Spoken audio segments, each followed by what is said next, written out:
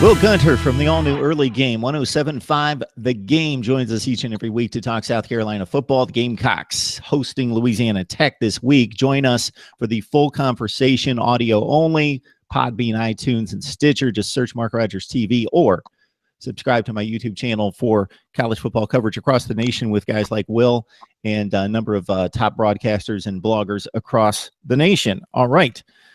Well, in the SEC, it's getting pretty intriguing. So we see a Vandy team jump out against a Kansas State team at home, pull off a slight upset there over a top 25 team.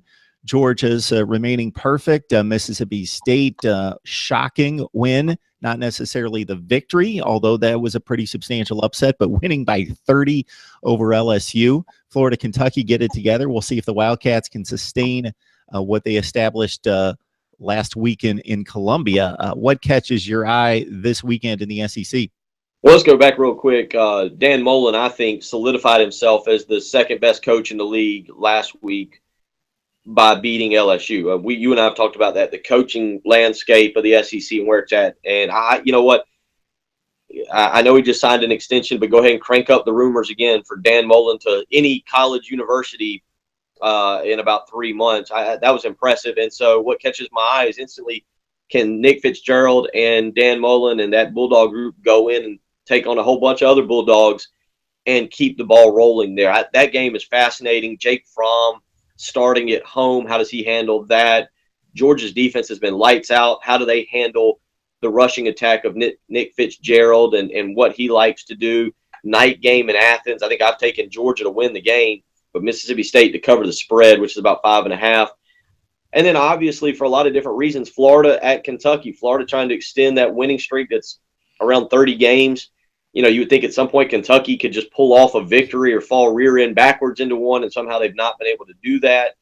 And you feel like if Kentucky can't do it this year, when are they going to ever be able to do it? Because Florida, you know, is in as much turmoil. You know, it's amazing. They're just a mind-blowing busted play away from being 0-2 and Jim McElwain being on one of the hottest seats in the country, even with back-to-back Eastern Division championships.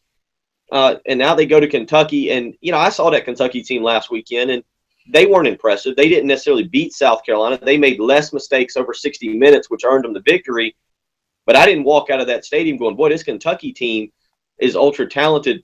But defensively, they're not bad. And how they play Florida, how they tried to play South Carolina by making South Carolina complete 7, 8, 9 passes and go down the field. I don't know if Felipe Franks can do that.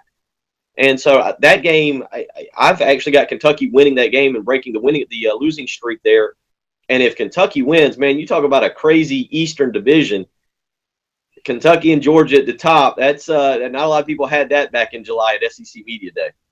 Yeah, and Frank showed off the arm on the final play. That was impressive in terms of just heaving the ball downfield, but in terms of executing an offense, play to play, making the right decisions, the right reads, and so forth, he had a pretty mundane game, and it was another Florida formula victory, period, and especially against Tennessee, where the defense and the special teams had to chime in big time to help out the offense in regards to putting up points on the scoreboard. So really, in terms of distinguishing themselves, they didn't do that. They squeaked out a win that's going to help them mathematically if they continue to win, obviously, in the Eastern Division standings. But in terms of proving that they're better than Tennessee, that really didn't happen. But they got the job done at home, and we're that close, as you mentioned, from being 0-2 and it being a completely different perception about Florida football and where Jim McElwain is right now. And we're only 1 week removed from maybe Mississippi State being back into the lower tier mix in the SEC West. It changes week to week when it's this close, aside from Alabama. If they go out and somehow stumble against somebody, we're not going to change our minds on Alabama necessarily, as we are. This SEC East is topsy-turvy.